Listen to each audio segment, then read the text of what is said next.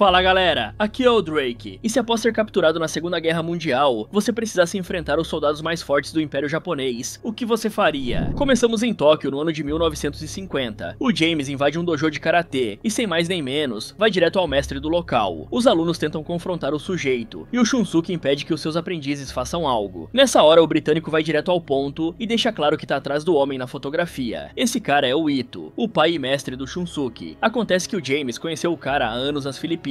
Quando o militar se apresenta pro Shunsuke, o japonês se lembra das histórias que seu pai contava sobre um ocidental especialista nas artes marciais do Oriente. A questão é que essas lembranças trazem desonra ao dojo e à memória do Ito, então o sujeito fica enfurecido e ordena que seus alunos executem o invasor. Só que a diferença de habilidade é brutal. O James consegue vencer o karatê de todos sem a menor dificuldade, e ao ver que não há nada que os coitados possam fazer, o Shunsuke encerra o combate e questiona o que o britânico deseja. Isso desperta lembranças no James. Aí vamos pra 1942, na época em que o Império Japonês estava atacando o Sudeste Asiático. Vemos um combate aéreo no céu das Filipinas, até que uma das aeronaves é atingida. Esse ataque força os tripulantes a se ejetarem o quanto antes. Assim vemos o James saindo da água e arrastando um corpo para a beira da praia. No dia seguinte, um grupo de militares japoneses patrulha sob o comando do cabo Hirano, e não demora muito para os caras encontrarem uma mão enterrada. Nessa hora descobrimos que o James está escondido esperando um momento para agir, e no momento em que dois soldados passam e desviam de uma mina terrestre, o britânico decide entrar em ação. Com uma faca, ele se aproveita da brecha dos canalhas e começa uma sucessão de ataques letais. O problema é que o lutador se empolga e empurra um deles sobre o explosivo. A detonação chama a atenção dos inimigos, que correm para averiguar o que aconteceu. Dessa forma, o James é obrigado a fugir, até ser cercado pela equipe do Hirano. O cabo cogita finalizar o britânico ali mesmo. Porém, ele pensa melhor e decide capturar o cara. Mais tarde descobrimos que o Império Japonês possui uma prisão no meio de uma floresta, e lá, os prisioneiros apostam em brigas de aranhas. Um comentário rápido para dar contexto é que o filme retrata a Batalha de Bataan, que foi um grande conflito da Segunda Guerra Mundial, ocorrido nas Filipinas. Esse combate foi de janeiro a abril, e na época, os aliados tentaram defender o arquipélago dos japoneses, mas as forças do Império Japonês tiveram vantagem contra os defensores. Voltando pro filme, todos os detentos se assustam com a chegada de mais um capturado. Dessa maneira, os soldados apresentam o James pro Ito como um membro da Força Aérea Britânica, que questiona se existem sobreviventes, mas como o prisioneiro não responde, o comandante deduz que apenas ele saiu vivo. Só que o líder da prisão não dá a mínima pro cara e ordena que seus homens deem um fim nele. Assim, o cabo Hirano vai acompanhado de soldados da sua confiança. Vemos o canalha preparado para finalizar o James e o malandro usa sua audição para antecipar o golpe. Com isso, o lutador consegue desviar da espadada. Essa esquiva dá início a uma luta em que o soldado da aeronáutica facilmente lida com os japoneses armados com lâminas e dá cabo de cada um. E por algum motivo, ele rouba a faca de um deles no lugar de levar a katana. Conforme o James foge, o homem dá de cara com um planador abandonado. Porém, como não há tempo para checar a aeronave, o fugitivo continua correndo. O problema é que o coitado cai em uma armadilha de rede, e pra piorar, a sua faca ficou no chão. Desse jeito ele volta a ser preso, e ao ser levado pro Ito, o comandante questiona o porquê do maluco estar vivo. Nessa hora, o líder local descobre que o britânico não só escapou, como também finalizou o Hirano, e todos os otários que estavam com o cabo. Depois que o militar retira não só a plaqueta dele, como também a sua medalha de honra, o Ito revela que o Hirano era como um irmão.